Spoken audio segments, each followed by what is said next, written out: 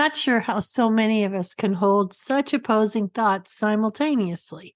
On one hand, we see children as unique beings with their own individual talents and strengths.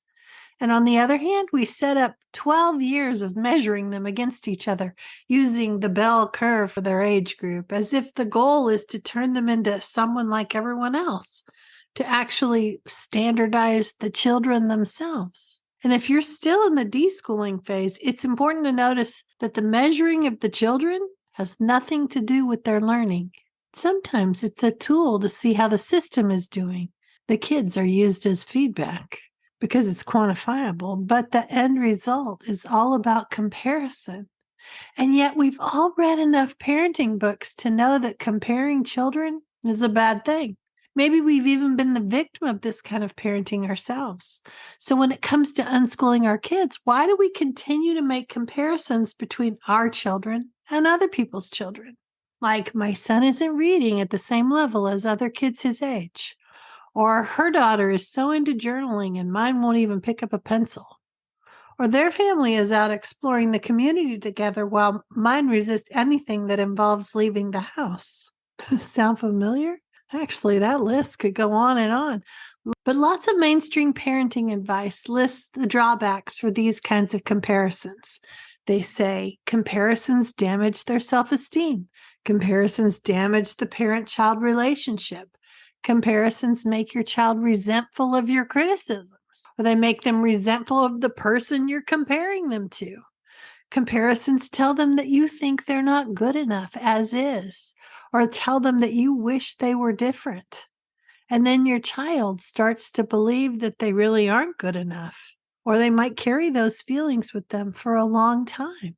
So nothing good comes from that list, right? And yet, in spite of knowing that comparisons are not that great, we just can't seem to stop ourselves. Why is that? And that's what I want to talk about with you today. I'm Sue Patterson, and welcome to the Unschooling Mom to Mom podcast. I believe the best way to conquer your fears and hesitations about unschooling is to get good information and support. That's why I offer you this short weekly podcast to share what I've seen over nearly 30 years, so you don't have to learn it all from scratch. The show notes and the blog post will have discounts for you as a podcast listener, so be sure to tap into those. So let's get to it. So it's not surprising that we make comparisons. Often our own worth is determined by how we measure up against other people. No wonder this is so hard for us as parents, opting for this very unfamiliar approach to learning and parenting. But I've thought of 4 reasons for you to consider because they might help you make some shifts with your own kids. One of the reasons we struggle with comparison and competition is because you're doing something very different from the norm. It's one thing if you're duplicating school at home, then you have benchmarks you're aiming toward. But when you unschool, you've ditched the benchmarks. When you allow a child to explore their interests and follow their curiosities, you have no idea where it will lead. Setting up standards and yardsticks would be a waste of time that you could be in there connecting and fueling their interests. So you're stepping off the path. And frankly, if you've spent any time in school at all, you've been conditioned to believe that that can only lead to disaster. No wonder it takes deliberate effort to not keep comparing them to those familiar standards. The second reason might be that you don't do well with judgment. Maybe you have people talking to you about how your kid is behind, or maybe it's just voices in your head from years of micro criticisms, or maybe not even so micro. In either case, you're not feeling all that confident. And those voices are like sharks smelling blood. They're moving in on you.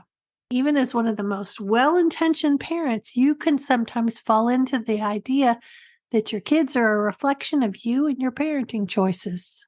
It's a big responsibility to do something very few, or at least locally, seem to be doing. The internet is full of parents who show us how they see their kids as extensions of themselves. And not just the internet, though that does make our circle ever widening, but articles in the media, conversations in the neighborhood, and of course those bumper stickers with bragging rights. So much ego. And so many moms and dads living vicariously through their children, encouraging them to do the things that they never did themselves. It's a mess. You have the opportunity to clean off the lens and see your own motivations more clearly. What's that Oprah quote? When we know better, we do better. If you find yourself worried about what others might think, find someone you trust that you can talk to. Uncover what's really bothering you or how the criticism might not even be valid. We talk about some of these things in my private coaching group for anybody that's interested. And remember, podcast listeners are able to join the group without the $99 sign-up fee. So I'll add the link to be sure you have access to that. The third reason that you might struggle with comparisons and competitions, you may just need more foundation work. Have you thought about why you're choosing this educational option? Why you're choosing to home educate at all? You had good reasons to start. Maybe you need to pull them out and dust them off. Remind yourself of why this is such a great opportunity for your child and your family. When we first started out, I had a friend who told me, create your own personal philosophy about education and children and parenting. What do you believe? When you've taken the time to do that, you'll find that your foundation is stronger. You won't be unschooling because someone else's kids turned out cool. You'll be doing it because you know it's right for you. I have 2 podcasts, also blog posts, to help you get the wheels turning about what you believe. One is called Creating Your Own Philosophy about Education, Children, and Unschooling. And the other is an Unschooler's Manifesto. I'll leave links for those too. The fourth reason you might struggle with all this is that society is preoccupied with competition, and our self-worth is often directly tied to how we compare with others.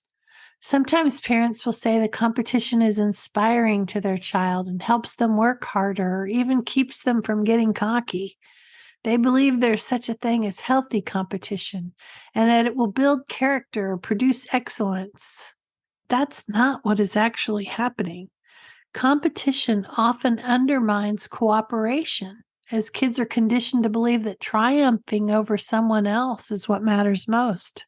Alfie Kahn writes that competition is inherently destructive and explains more in his article, The Case Against Competition. His first book, No Contest, explores the research on the negative effects that arise in a competitive environment.